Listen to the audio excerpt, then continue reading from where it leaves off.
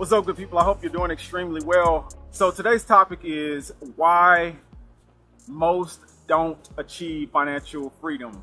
I was having a conversation with a friend earlier, and we got on this topic and started talking about it because I was showing him how to essentially use $10,000 and create $1,000 a day trading options. We were kind of going over options trading, and, it was one of those things where it was really eye-opening for him because, we both come from a working background and, working families that kind of grew up where, you worked hard and, you went to school, or you worked hard to try to go to school to, get a good job and kind of, work at a career, make, decent money and kind of climb the corporate ladder and all those things. So that was kind of, the path. Or, there's other alternatives like, going into sports and, getting into music and doing all these things that, would lead you to a path of being able to work hard to make money.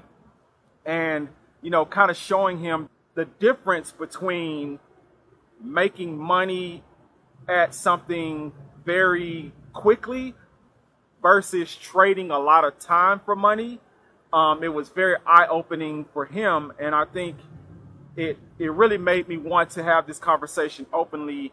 And I know this conversation has been had, but I think, it really made me want to have it with my audience or you guys about, how a lot of times you can't achieve the financial component of financial freedom working and trading time for money. Because it becomes too hard. There's not enough hours in a day to do it.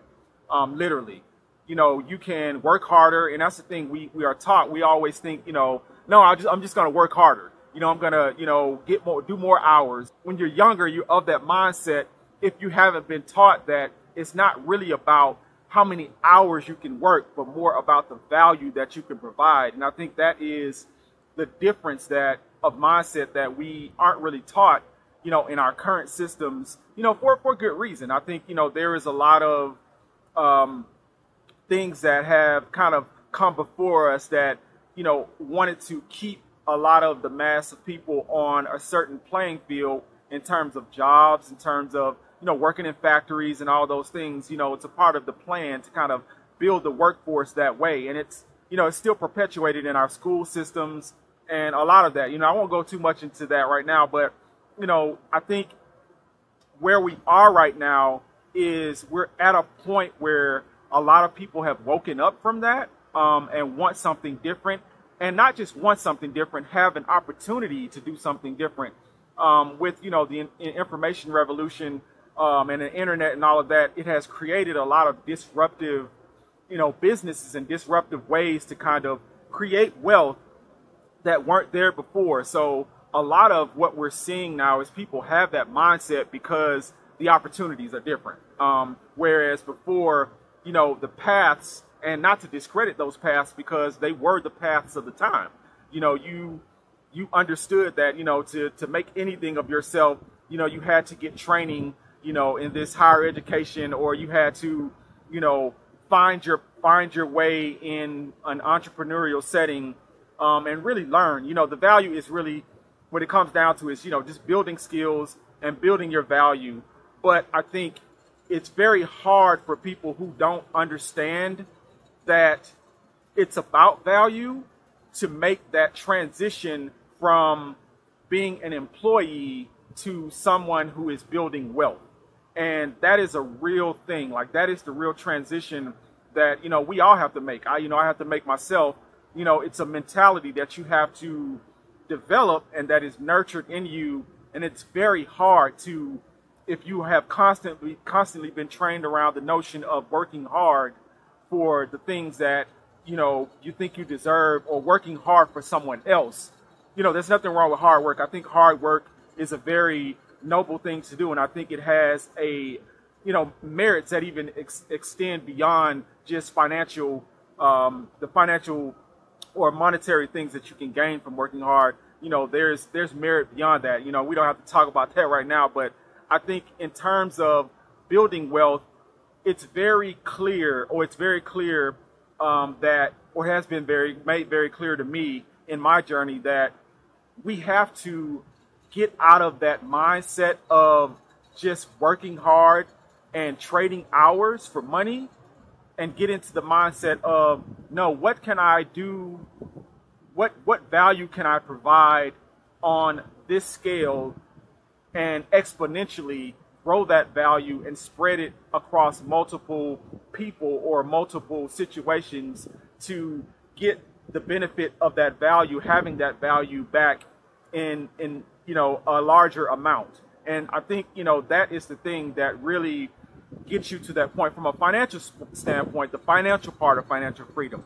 Now, I do want to make a clear definition of, in my mind, what financial freedom is, because I think a lot of people get it twisted between, a lot of people think financial freedom is being able to buy what you want to buy, or, having money to, splurge and live a certain type of lifestyle. But I think at the core of it, when you're talking about financial freedom, it really revolves around being able to have your lifestyle in a way that your expenses are lower than your income.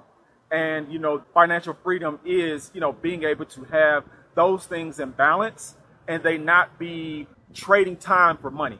You don't have to trade time for money to have your lifestyle or your basic needs met. I think that is, where financial freedom really comes into play. And I think that can be achieved at whatever level anybody wants to achieve it at. You don't have to be, a billionaire, millionaire, whatever to achieve that if you are happy in that place. If you are at a place where, you have enough money to take care of your basic needs, and you're not in a place where you have to work hard and toil in a place that you don't want to for that, and you have that, I think that is financial freedom. So that could be at whatever level you want to make it at, but there is a basic, ground level of just in our society that you have to reach a certain point or a certain plateau of not having to trade your time for money in excess to reach financial freedom. So if we just start there, to get there from a financial standpoint, you do have to be able to make sacrifices with your time in a way that allows you to get to the point where you can even that scale out with your value, or, you have to be able to understand from the rip that I need value and I need to be able to, communicate that value and make that value pay me in a way that, keeps me out of that whole realm of just trading time for money. And that really comes down to, in my mind, investing in the right things and being savvy from a standpoint of what you're investing in, what you're investing your time in, and your effort. One of the key ways that people who don't come from money, because everyone doesn't come from a situation of, affluence where, they're given X amount of dollars to kind of start out on that, that playing field to where they can invest. So they do have to work to get to that point. And I think the path to that has traditionally been what skills you can acquire and skill sets that you can, build for yourself or utilize to get to that point. So skills and building skills is still a very important part of that. And I think a lot of times people don't take advantage of the skills that they can learn, and that hurdles them, or that really hurts in terms of how they can get to that point of financial freedom, because they don't invest in skills, they don't invest in themselves in terms of what they can learn and what we can experience to get us to that point of being able to exercise the other part of that, which is that mindset of freedom and that mindset of, hey, I don't have to work 20 hours to make $100.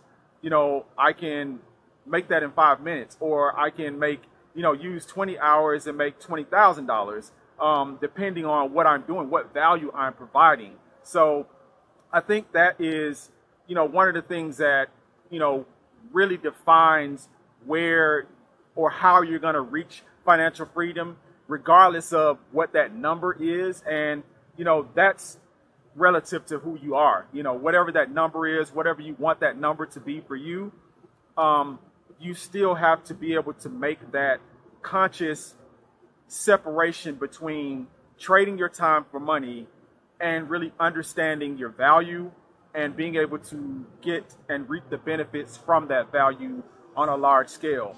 I hope this was helpful to someone, and we'll see you in the next one.